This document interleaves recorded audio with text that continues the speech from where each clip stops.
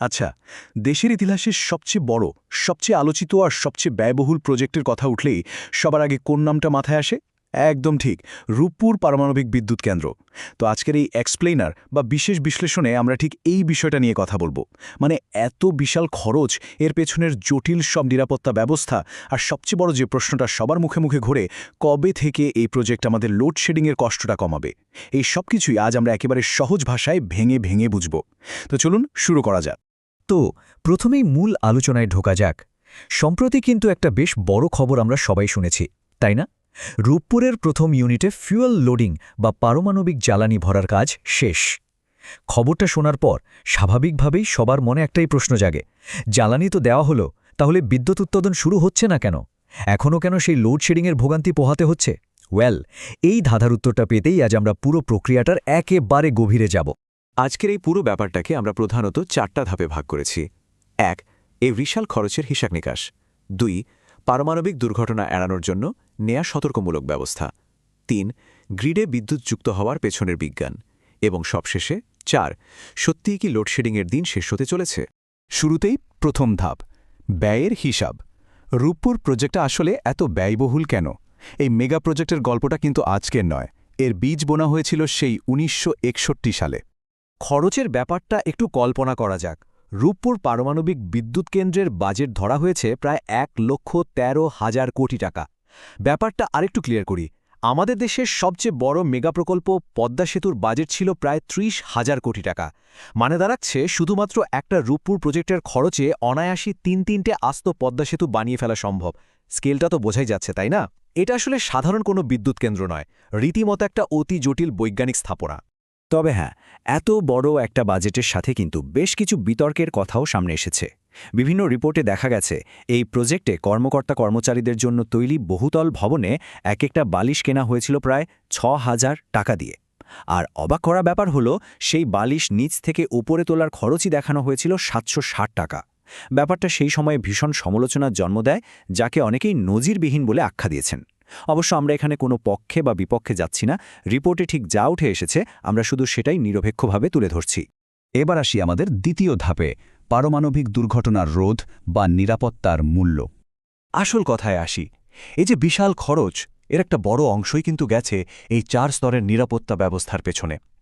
সাধারণ গ্যাস বা কয়লার বিদ্যুৎ কেন্দ্রের মতো একটা টারবাইন বসিয়ে দিলেই কিন্তু পারমাণবিক কেন্দ্রের কাজ শেষ হয়ে যায় না। এখানে পারমাণবিক চুল্লির চারপাশে বহু স্তরের কংক্রিটের নিশ্ছিদ্র বর্ম বা শিল্ড তৈরি করতে হয়। এর সাথে আছে স্বয়ংক্রিয় cooling system, emergency power backup এবং তেজস্ক্রিয়তা নিয়ন্ত্রণের অত্যাধুনিক প্রযুক্তি।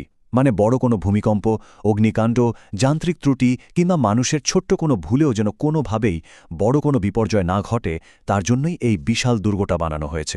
আর এই পুরো সেফটি প্রোটোকলটাই মেনটেন করা হচ্ছে আন্তর্জাতিক পারমাণবিক শক্তি সংস্থা মানে IAEA এর একদম কড়া নিয়ম মেনে।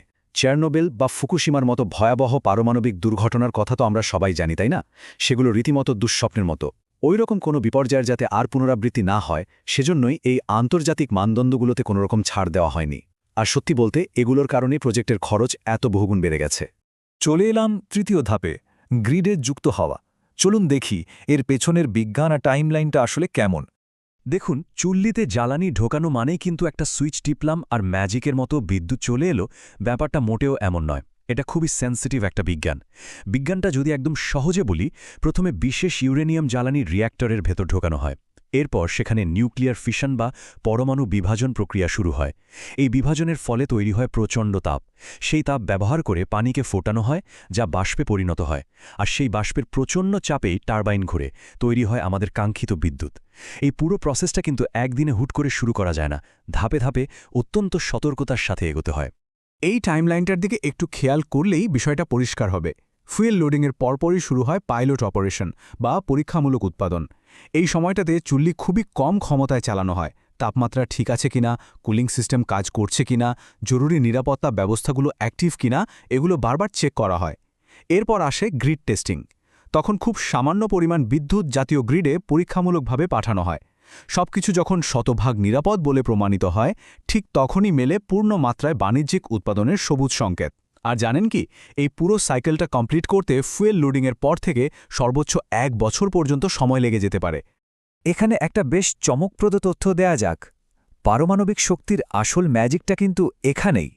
একবার যখন পূর্ণ মাত্রায় উৎপাদন শুরু হয়ে যাবে তখন এই কেন্দ্রের এক একটা ফুয়েল রড থেকে এক টানা মানে একদম বিরতিহীনভাবে প্রায় ১.৫ বছর ধরে বিদ্যুৎ উৎপাদন করা যাবে।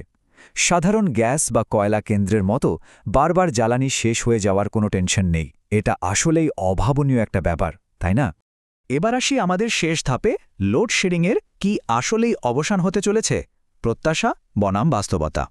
আমাদের কাছে থাকা তথ্য অনুযায়ী রূপপুরের প্রতিটি ইউনিট থেকে প্রায় ১০০ মেগাওয়াট বিদ্যুৎ উৎপাদনের পরিকল্পনা রয়েছে। দেশের জন্য এটা নিঃসন্দেহে বিশাল একটা সংযোজন। কিন্তু এখানে একটা বড় কিন্তু আছে। শুধু বিদ্যুৎ উৎপাদন করলেই তো সমস্যার সমাধান হয়ে যাচ্ছে না।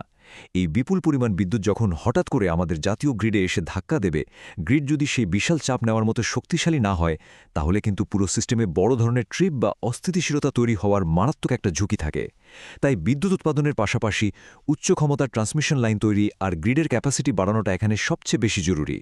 আর এই ছকটা কিন্তু আমাদের বর্তমান পরিস্থিতির একদম রিয়েল পিকচারটা তুলে ধরছে। একদিকে রূপপুর চালু হলে আমরা দীর্ঘমেয়াদে একটা স্টেবল পাওয়ার পাব।